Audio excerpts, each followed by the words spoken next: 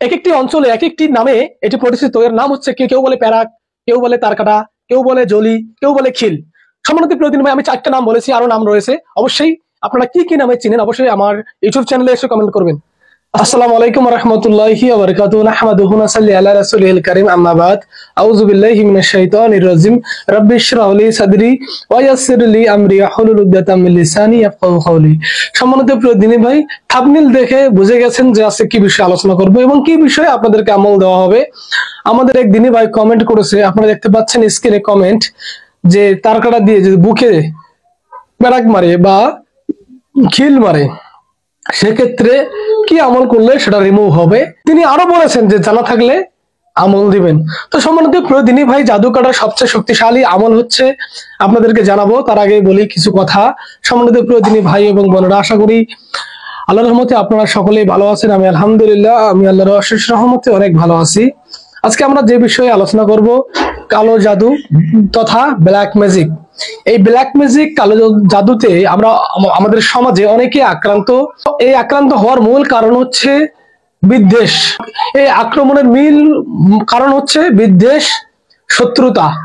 এই দুইটি কারণে মূলত আমরা একে অপরকে জাদু করে থাকি। কিন্তু এর পরিমাণ কত বড় যে ভয়াবহ, সূরা বাকারার 102 নম্বর আয়াতে আল্লাহ পাক বলে দিয়েছেন, পরকালে তার জন্য কিছুই থাকবে না, তারা জিরো হয়ে উঠবে কিয়ামতের মাঠে।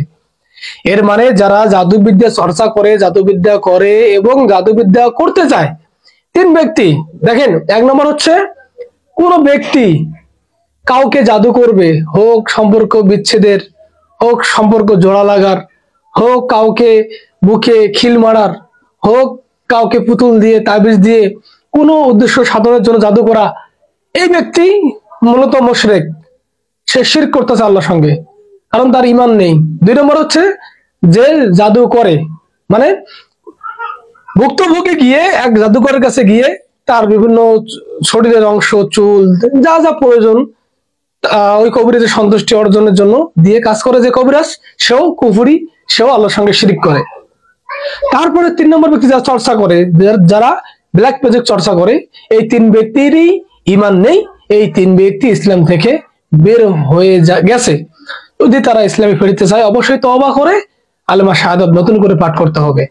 আর যদি জেনে শুনে ভুল করে, এর পরিমাণ খুবই ভয়াবহ।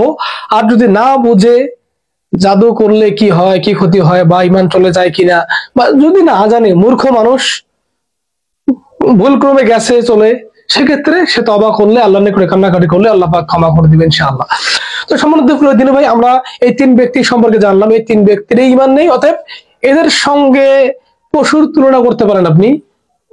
আল্লাহ পাক কোরআনে বলে দিয়েছেন, ওদের কান আছে ওরা শোনে না, ওদের চক্ষু আছে ওরা দেখে না, ওদের বিবেক আছে তা দিয়ে উপলব্ধি করে না, তারা পশু। পশু কেন, তার থেকেও নিকৃষ্ট আল্লাহ পাক কোরআনে বলে দিয়েছেন, যারা বিবেক বুদ্ধি খাটায় না, চক্ষু আছে সঠিকটা দেখে না, কান আছে সঠিকটা শোনে না, এবং আকল আছে তা দিয়ে উপলব্ধি করে না। তো সম্মানিত প্রিয় দিনী ভাই, আমরা আজকে যে বিষয়ে আলোচনা করব, বিষয়টি হচ্ছে ব্ল্যাক ম্যাজিক। ব্ল্যাক ম্যাজিক বলতে কি বোঝায়? সংক্ষিপ্ত ভাষায় আমরা বলি যে কালো জাদু। তো কালো জাদু কিভাবে করে? প্যারাক, তারকাটা, প্যারাক, জলি, খিল, যে অঞ্চলের নামে যেটা যেভাবে আপনি চেনেন আর কি, সেটা দিয়ে করে। প্যারাক দিয়ে, পুতুল দিয়ে, তাবিজ দিয়ে, মাথার চুল দিয়ে, শরীরের কোনো অংশ কাপড় দিয়ে। তারপরে হচ্ছে আপনি যে বিছানায় ঘুমান সে বিছানার কোনো অংশ নিয়ে, এক কথায় জাদু করা বিভিন্ন বস্তু নিয়ে তারা জাদু করে থাকে। তো সম্মানিত প্রিয় দিনী ভাই, এই সকল জাদুগুলো প্রতিহত করার জন্যই মুমিন মুসলিম ইউটিউব চ্যানেল আল্লাহ পাক আপনাদের মাঝে উপস্থাপন করার তৌফিক দান করেছেন। আলহামদুলিল্লাহ, সুম্মা আলহামদুলিল্লাহ। আমি এই বিষয়গুলো মূলত গবেষণা করি। আমার এখানে আপনারা দেখতে পাচ্ছেন বইগুলো, দেখতে পাচ্ছেন 1টা, 2টা, 3টা, 4টা, 5টা, 6টা জিন জাদু সংক্রান্ত 6টা বই, আরো কিছু আছে। তো আমি মূলত যে কথাগুলো বলি আপনাদেরকে, আমি একজন রাকি, একজন চিকিৎসক, গবেষণা করে কথা বলি এবং সঠিকটা আপনাদেরকে দেওয়ার চেষ্টা করি ইনশাআল্লাহ। সম্মানিত প্রিয় দিনী ভাই, আমরা মূল আলোচনায় চলে যাব যে প্যারাক দিয়ে জাদু করলে অথবা বুকের মধ্যে যদি হানে, এমন কোনো বস্তু আপনারা টের পাচ্ছেন যে বুকের মধ্যে হানতাছে বা বুকের মধ্যে প্র্যাকের মধ্যে কেউ যেন মারতাছে, মানে ম্যাক্সিমাম সময় এমনটা উপলব্ধি করেন, তাহলে বুঝতে হবে আপনাকে একজন কার্ডিওলজি ডাক্তারের কাছে যেতে হবে। তো কার্ডিওলজি ডাক্তার দেখানোর পরে উনি কিছু টেস্ট দিবে। টেস্ট করার পরে যদি কোনো সমস্যা ধরা না পড়ে বা কোনো রোগ নির্ণয় না হয়, সেক্ষেত্রে আপনারা বুঝে নিতে হবে আপনাকে আপনি কালো জাদু ব্ল্যাক ম্যাজিকে আক্রান্ত। তো সম্মানিত প্রিয় দিনী ভাই, এর থেকে পরিত্রাণ পাওয়ার আজকে আমল দিয়ে দেবো ইনশাল্লাহ। আমল বলতে কি, আল্লাহ রাসূল আমাদেরকে যে শিক্ষা দিয়েছেন, যে বিষয়ে আমল করতে বলেছেন আমাদেরকে সেভাবেই করতে হবে। কিন্তু এখানে আমরা কোরআন এবং সুন্নাহর বাহিরে কোনো আমল করতে পারি না। কেউ যদি আমাদেরকে তন্ত্রমন্ত্র শেখায় সেটাও আমরা করবো না, এটা শিরক হয়ে যাবে। কেউ যদি কোনো অহেতুক আমল শেখায় যেটা কোরআনেও নাই হাদিসেও নাই, অথবা অর্থ ঠিক আছে, অর্থ সঠিক, তারপরে আমরা সেই আমল করব না, কারণ কোরআন এবং হাদিসে যেহেতু আমরা পাই নাই সেহেতু আমরা করবো না। তো সম্মানিত প্রতিদিন ভাই, এখানে সবচেয়ে কার্যকরী আয়াত হচ্ছে নবী করিম সাল্লাল্লাহু আলাইহি ওয়াসাল্লামকে যখন জাদু করা হয়েছিল, প্রায় 3 মাসের মতো অসুস্থ ছিলেন। তারপরে জিব্রাইল আলাইহিস সালামের মাধ্যমে আল্লাহ রাসূলকে জানিয়ে দেওয়া হলো যে অমুক জায়গায় জাদু করা হয়েছে। তারপরেই মূলত যে আয়াত দুটি নাজিল হয়েছে সূরা ফালাক এবং নাস। সম্মানিত প্রিয় দিনী ভাই, সূরা ফালাক এবং নাস এই দুইটি সূরার মাধ্যমে আপনারা সেই জাদুগুলো রিমুভ করবেন। তারপরে আপনারা অ্যাড করতে পারবেন আয়াতুল কুরসি। প্রত্যেক ফরজ সালাতের শেষে আয়াতুল কুরসি পাঠ করবেন। তারপরে পাঠ করবেন সূরা ইউনূসের 81 এবং 82 নম্বর আয়াত। তারপরে পাঠ করবেন আপনারা সূরা তোহার 69 নম্বর আয়াত।